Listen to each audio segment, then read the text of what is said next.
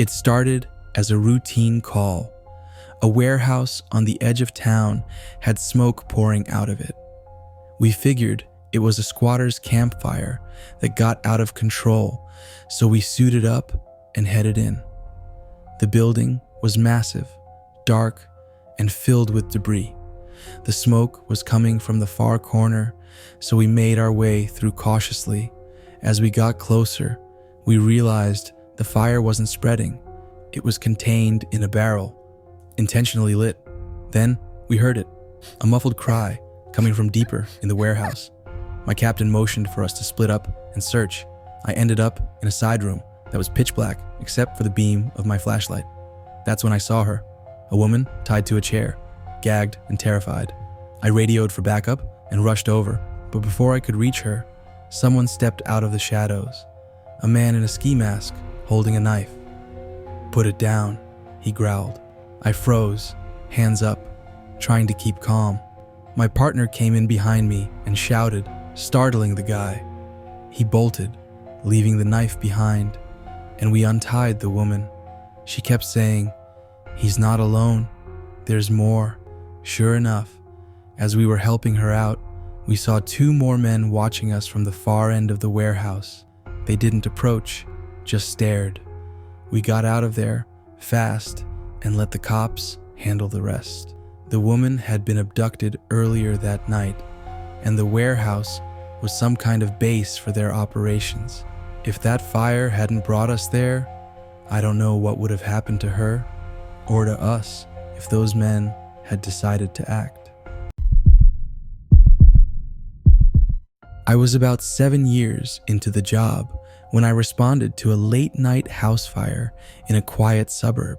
The house was fully engulfed when we arrived, but the neighbors were screaming that someone might still be inside. I geared up, rushed in with my partner, and started clearing rooms. As we moved through the smoke-filled hallways, something felt off. It wasn't just the heat or the adrenaline. It was the eerie silence. Normally, you'd hear screams, pets barking, or something, but this house was dead quiet. We cleared the first floor and started upstairs.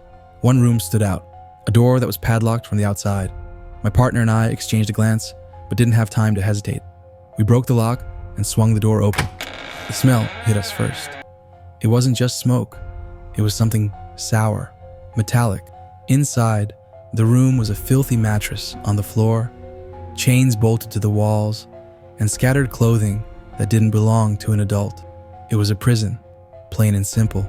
We called out, hoping to find someone alive, but the room was empty.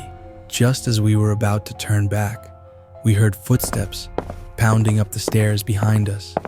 A man, covered in soot, lunged at us with a crowbar. I barely dodged it, and my partner tackled him.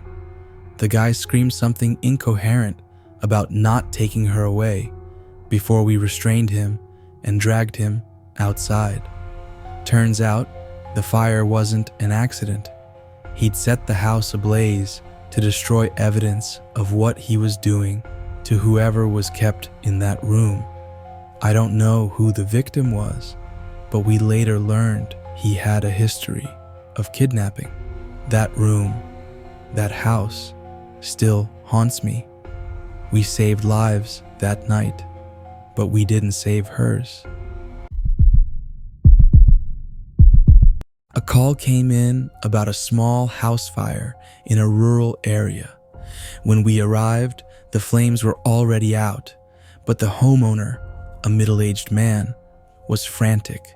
He said his wife was trapped in the basement and begged us to save her. I was the first one down the stairs. The air was thick, but there were no flames, just heavy smoke. I called out, "Fire department, can anyone hear me?" That's when I saw her, lying motionless on the floor. As I got closer, something felt wrong. The basement wasn't damaged. There were no scorch marks, no sign of fire. I crouched to check her pulse, and that's when I heard the door slam shut behind me. I spun around, but it was too late. The man stood at the top of the stairs, holding a shotgun, grinning like he'd caught a prize. "She's not dead," he said. "She's bait." I radioed for help. keeping my eyes on him while trying to think of a way out. He started pacing, ranting about how firefighters always think they're heroes, how we deserve to feel trapped too. I could hear my team banging on the locked door above, but it wouldn't budge. Just as the man raised the shotgun, his wife, who I thought was unconscious, grabbed his leg and yanked him off balance. He tumbled down the stairs, and I wrestled the weapon away. My team busted in moments later and hauled him out. The wife whispered, "He's been planning this for years," before collapsing again. It wasn't a fire, it was a trap, and I've never looked at a routine call the same way since.